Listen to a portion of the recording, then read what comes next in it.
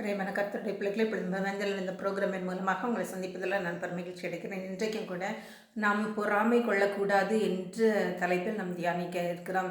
யார் யாரெல்லாம் பார்த்து நாம் பொறாமை கொள்ளக்கூடாது என்று நாம் தியானிப்போம்.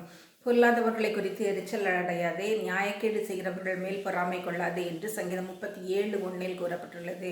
மட்டுமல்ல, கொடுமையுள்ளவன் மேல் பொறாமை கொள்ளாதே, அவனுடைய வழிகளில் ஒன்றையும் தெரிந்து கொள்ளாதே என்று நீதிமொழிகள் 3:31 கூறப்பட்டுள்ளது. கொடுமையுள்ளவர்கள் நம்மை ஒடுக்கி நமக்கு விரோதமாக பெருமை பாராட்டி நம்மில் அவர்களை உயர்த்துகிறதை நாம் காண்கிறோம். அவர்கள் மேலும் நாம் பொறாமை கொள்ளக்கூடாது என்று நாம் காண்கிறோம். உன் மனதை பாவிகள் மேல் பொறாமை கொள்ள விடாதே, நீ நாடோறும் கர்த்தரை பற்றும் பயத்தோடு என்று நீதிமொழிகள் 23:17 கூறப்பட்டுள்ளது.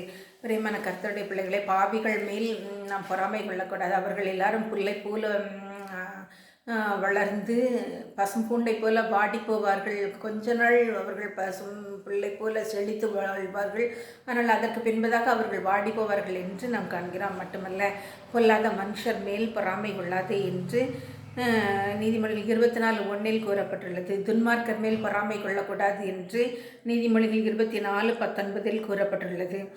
மட்டுமல்ல, களியாட்டும் வெறியும் வேசித்தனமும் காமவிகாரமும் வாக்குவாதமும் பொறாமையும் உள்ளவர்களாய் நடவாமல் பகலில் நடக்கிறவர்கள் போல சீராய் நடக்க கிடவும் என்று ரோமர் 13:13 கூறப்பட்டுள்ளது. நம் ஜெபிப்போமா? அன்புள்ள பரமபிதாவாகிய கர்த்தாவே, நாங்கள் யாரை குறித்தும் பொறாமை கொள்ளாதபடி எங்களை பாதுகாத்து வழி நடத்த வேண்டும் என்று சொல்லி ஜெபிக்கிறோம். தகப்பனே, கொடுமையுள்ளவர்கள் மேல் பொறாமை கொள்ளக்கூடாது. ஆண்டவரை, பொல்லாதவர்கள் மேல் பொறாமை கொள்ளக்கூடாது. துன்மார்க்கர் மேல் பொறாமை கொள்ளக்கூடாது.